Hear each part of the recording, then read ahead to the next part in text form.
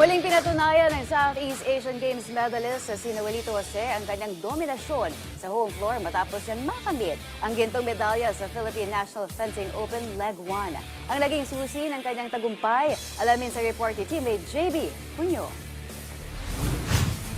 Matinding labanan at halos 10 oras na kompetisyon. Ito ang hinarap ni Joanito Jose upang masungkit ang gintong medalya sa Philippine National Fencing Open 2026. Isa siya sa 84 na fencers na nagtagisa ng galing. Ngunit higit sa lakas, anya, ang pinaka-challenging part ng kompetisyon ay ang duration ng kabuang laban.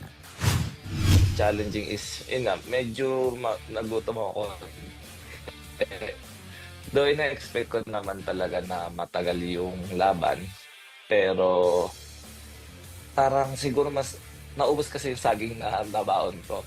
Kasi usually more on saging lang talaga kinakain ko pag competition kasi nga syempre mabigat, tas yun yung madaling kainin.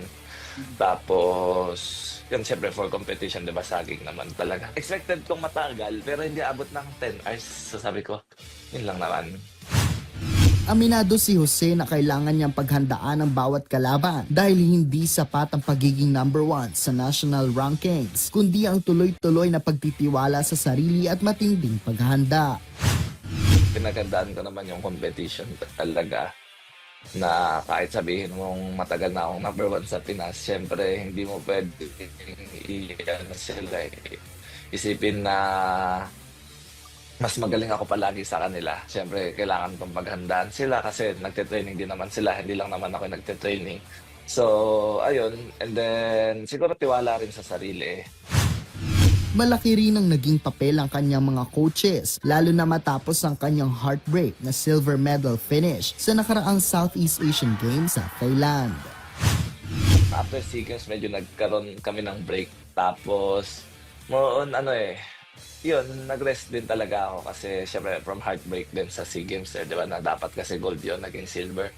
So, nag-rest muna ako sa fencing, tas parang kakabalik ko lang 2 weeks before ng competition. So, buti nandiyan naman yung mga coaches.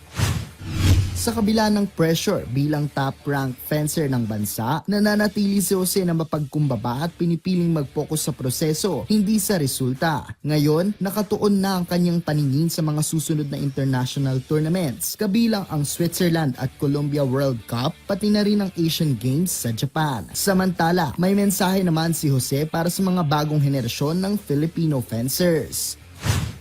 Never stop believing na tsaka mangarap lang palagi kasi doon din naman ako nag-start, di ba? Galing din ako sa UAP na dati nangarap ako na maging number 1 dito sa Pilipinas. Then nakamit ko naman siya through hard work talaga.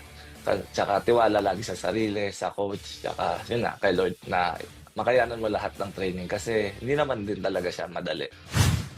Isang patunay na sa likod ng bawat medalya may kwento ng sakripisyo, disiplina at walang sawang pagsisikap. JB Cunyo para sa Atletang Pilipino, para sa bagong Pilipinas.